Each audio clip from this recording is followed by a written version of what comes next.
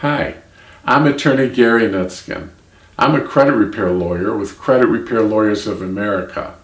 In this short video, I'd like to explain to you why credit repair is not a hoax. I have to confess to you that before I was a credit repair lawyer, I was a debt collection lawyer. And I always thought credit repair was a hoax. But now that I've switched sides about 10 years ago, let me tell you why it's no joke and no hoax. First of all, lenders aren't always good about reporting payments. I had a personal experience years ago where American Express called me to say I hadn't paid my bill. I had to actually download and fax them a copy of the canceled check to show them I paid it in full and on time. They do make mistakes.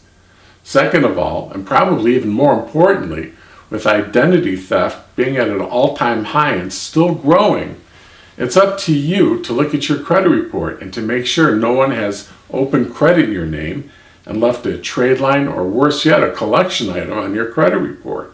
Third, there's obsolete items that could be on your credit report. You see, negative items can only stay in your credit report for up to 7 years from the date of the first delinquency. And it's no one's job except yours to make sure those obsolete items come off.